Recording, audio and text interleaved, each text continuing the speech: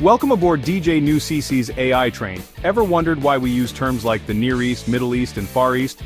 And near or far from what exactly? So buckle up, because today we're diving deep into the origins of these terms and uncovering their meanings in our modern world. We're going to be talking about empires, wars, and how the way we see the world is constantly evolving.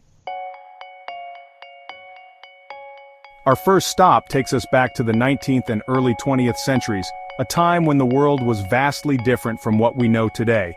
Back then, Europe was at the center of the map, both literally and figuratively, influencing global politics, culture, and economics. When Europeans looked east, the first region they encountered was termed the Near East, a designation that held significant geopolitical importance. The Near East included places like Turkey, Greece, the Balkans, and the lands around the eastern Mediterranean Sea. But perspectives change over time, and so do the terms we use.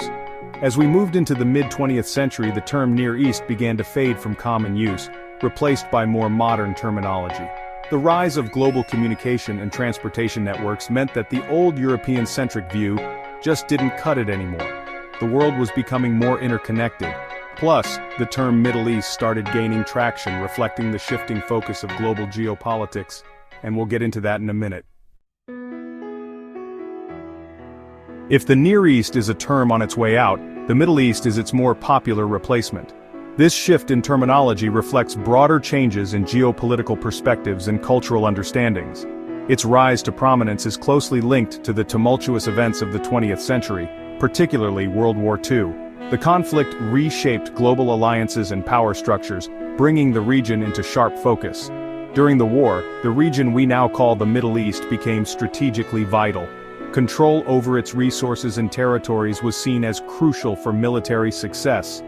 The term Middle East emerged to describe this strategically important zone that stretched from Egypt in the west to Iran in the east. This area was pivotal for both its oil reserves and its geographic position. Unlike the Near East, the Middle East has stuck around.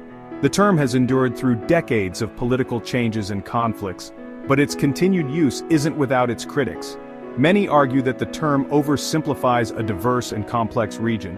Some argue that it's still too Eurocentric, defining the region in relation to Europe rather than on its own terms. This perspective suggests a need for more nuanced and locally grounded terminology. But for better or worse, the term Middle East has become ingrained in our global lexicon. It is a term that continues to shape our understanding of this crucial part of the world. Let's journey now to the easternmost reaches of Asia, a region once labeled the Far East.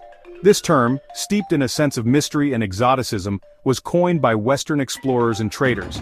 This term emerged from that old European-centric worldview, placing Europe at the center and casting other regions as distant and foreign.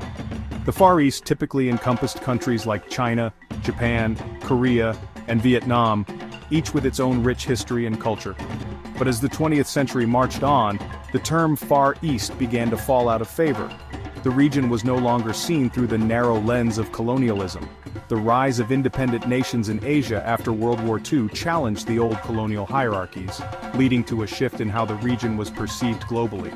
Today, it's more common to hear terms like East Asia or the Asia-Pacific to refer to this vibrant and dynamic region, reflecting its modern advancements and global influence.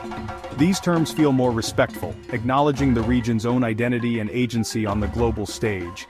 They celebrate the diversity and progress of East Asia, moving beyond outdated labels. And there you have it, a whirlwind tour through the evolving language of geography. It's amazing how these seemingly simple terms, Near East, Middle East, Far East, carry so much historical baggage, reflecting shifting power dynamics and cultural perspectives. Remember, language is powerful. The words we use to describe places and people matter. Thanks for exploring these terms with us. Want more fascinating history and geography breakdowns? Like, comment, and subscribe to DJ NewCC. See you in the next video.